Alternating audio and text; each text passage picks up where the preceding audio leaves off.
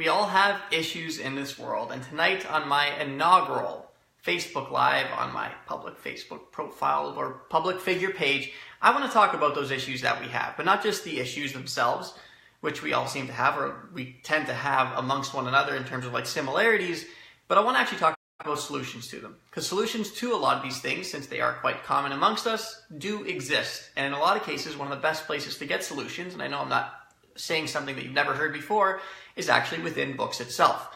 Now, I'm someone who's read probably too many personal development books for it to be healthy for me anymore. Ever since I turned 20, a very long time ago, or at least it feels like a long time ago now, I've just been delving into this world like never before.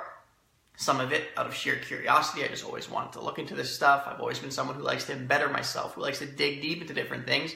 But part of it also out of necessity. I started to deal with things like anxiety or stress, and I wanted to find solutions to it. So what better a place to turn than the thing that helps you develop your personal development. So that's what I want to talk about tonight. Tonight I want to talk about these issues that do exist. Because even though we all have issues and we all celebrate our uniqueness, we all think that we're individual and what we're going through is different than anybody else, and to a certain extent it is, the issues that we tend to have with one another, the issues that we tend to have in our lives, tend to all boil down to the same core stuff. We all tend to be going through the exact same thing. The characteristics, the characters involved, the situations, the circumstances may differ from person to person to actually make your situation unique. But at the core, so much of what we go through is actually similar to one another, and that's why things like personal development exist. And the issue is not that there aren't solutions to the issues that we have, it's that there's probably too many of them out there. That's why when you go to bookstores, whether you actually still go to one or not, or you do everything on Amazon, there's too many things to go through. There's shelves lined with books and all the different subjects that exist out there, all designed to embetter you or to help you solve your problem, because we all have these different set of problems.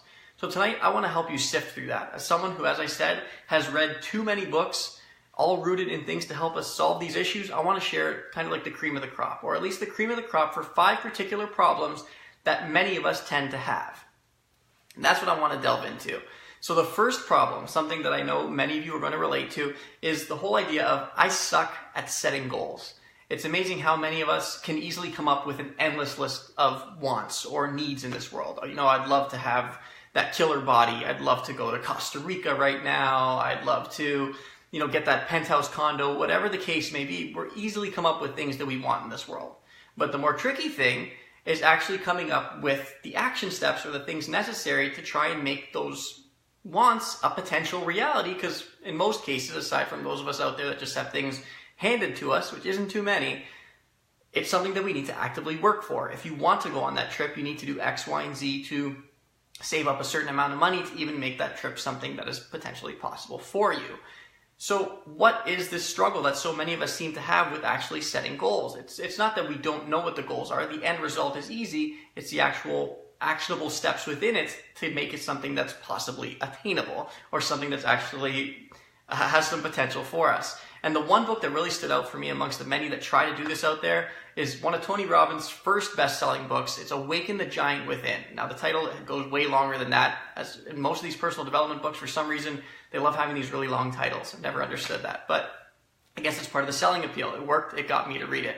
But what particularly stood out to me about this book is that not only does it help you to set better goals, but it helps you to set them from the right place and to help you set them in a way so that you actually take action on them.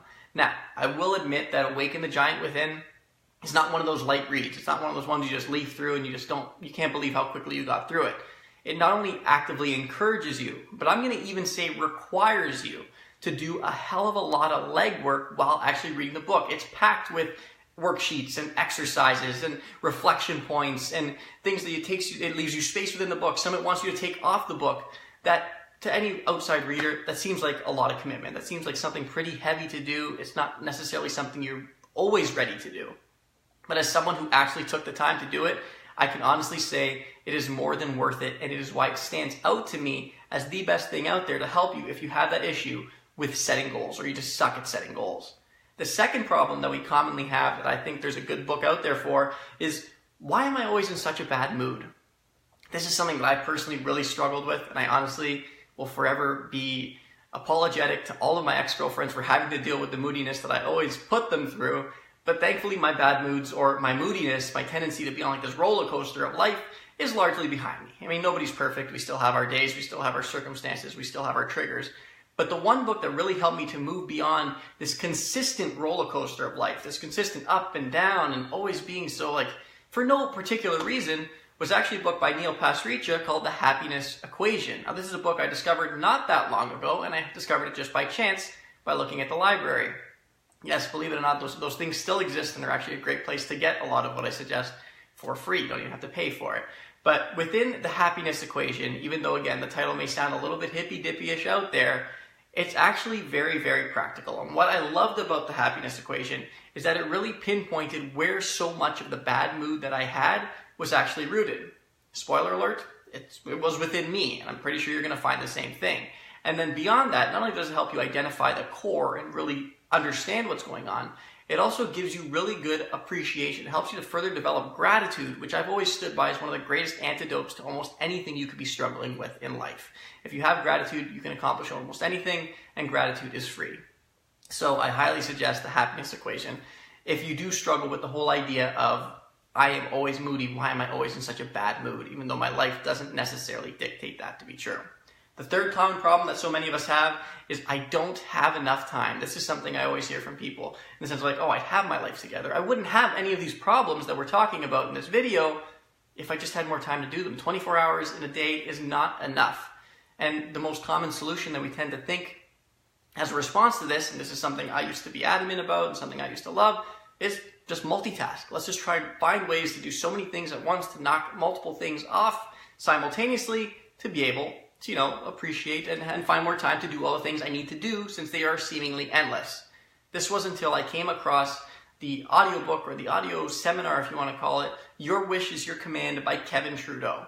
Now, for those of you that are familiar with Kevin Trudeau, he certainly has a bit of a shady past. I will also say that some of his motives, some of his intentions are certainly questionable. But I'm focusing on the core of what he teaches within some of his content within Your Wish is Your Command. Within this book, within this audio collection, what really stood out to me is how he completely picks apart the idea of multitasking. Not only saying that it's complete bullshit, but why we aren't actually even capable of it, except in very extreme circumstances that most of us don't have the ability to do. And that's nothing against us, it's just the nature of who we are.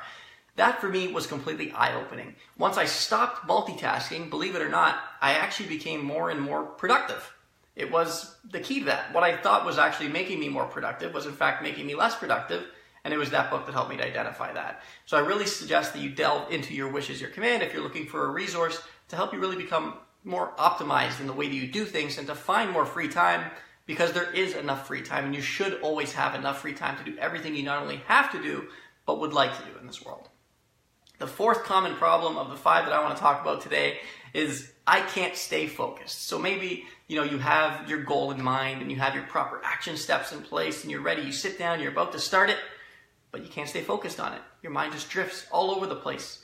And this doesn't even apply to just major goal setting or work getting done. This could even just apply to when you're in conversation with a friend or family member, do you actually even listen? It's amazing how many of us struggle to stay focused on even something as simple as a conversation with another person. And the one book for me that really helped to bring me into this whole idea of understanding what focus is, and then to eventually, but I feel I'm pretty close to mastering it. Of course, I still get distracted. I still have an imagination. But what's really helped me a lot is the book Way of the Peaceful Warrior, the book that changes lives. Now, the title, again, these titles are hilarious to me because it's quite pompous. But the whole idea of Way of the Peaceful Warrior, what really stood out within this is that it really brings you into the importance and the power within presence, being absolutely present in the moment, and to not only do that, but to appreciate everything that even the mundane moments in life has to offer. And when you do that, you become a better listener. You're able to focus in on things and to do the things that even the ones we outlined in the previous problems more effectively, because you're able to zero in on them truly. And that's the book I best recommend to help you do that if focus is a regular issue for you. The final problem that we tend to have an issue with that I want to address today is I have no motivation. So maybe you know what you want to do, but you just can't get that gusto, you can't get that mojo going as to why you want to do it. Or maybe the goal just seems really distant, and the amount of work that seems to be between you and there, it's like climbing up that mountain. It's just hard to feel the motivation for those initial steps. It'll probably be easier down the road. But let's not be dependent on us getting to those points. Let's help ourselves get there. And the best book that I found for kicking you in the ass when it comes to developing motivation is a book called The Tools. And I don't even remember the full title, but it's like let me look at my board just to see, the 5 tools to help you find courage, creativity, and willpower. It's written by a couple of people. I think they're both psychiatrists, if I remember correctly. I read it quite a while ago, but this book still stands out to me because the tools offer you not only that ultimate kick in the pants, but they give you some pretty harsh realities, which I'm pretty big on because I love blunt truth, of things that you can do to change the way that you look at your life and to really get that fire going under your ass. I don't want to spoil anything, but I will say that some of the techniques that are discussed within the book can be a hard pill to swallow. It can seem like a little insensitive, it can seem a little bit just ill-placed, but these things are actually powerful because of that. And the whole book is not that by its nature, but just there's a couple of them that kind of just push the envelope, that really test you to try and dig a little bit deeper to find that undying motivation, and that's what it provided for me. So those are the 5 common problems that we had. I wanted to try offering it in this Facebook Live platform to give you guys this kind of quicker analysis. Don't have to do the whole big polishing on the video every single time and still give valuable information. I do want to say a couple of things. Why should you even consider listening to these suggestions that I would have about books? Number 1, believe it or not, I wish it wasn't the case, but believe it or not, I was not paid, nor do I even know, I wish I did, any of the authors who've written these books. So there's no motivational monetary incentive behind me suggesting each of these individual books itself. They just stood out to me as an average end user just like you as the most valuable resource for these very common issues that I know many of you have out there just like I have. And then the second reason is because, like I said, I've read too many of these books. I've probably read too many for it to be healthy for me. So because of that, I've just gone through so much of the time that I don't think any of you have or any of you want to spend. I would never suggest going through it. I'm giving you like the Coles notes of which ones to grab based on my opinion. Take it or leave it. Take it with a grain of salt. And the last thing I just want to say is a little bit of food for thought that I was actually, my eyes were opened to the other day by a friend of mine in a casual conversation on Skype. Just the whole idea of, when it comes to this personal development stuff, when you have an issue that arises, it's great to look for the solutions to it at that point. But what you want to be aware of is preventing yourself from becoming so fully addicted, as I once did, to this content itself. There's something to be said about the whole idea of if you're consistently seeking personal development work, or if you're consistently reading personal development books one after another like I once did, that you could actually be at some level subconsciously telling yourself that you always need help, that you always need something outside of you, that there's always something broken within you. I think that it's best to turn to this content when you actually actively feel within you the time for it. And that's why since then, I've gone through phases of, wow, I'd really like to delve into that, or I'm looking for a particular solution, rather than I always feel like I need to better myself. Or else you kind of just send that message to yourself at some level that you always need help or there's something broken within you. That's my food for thought today, guys.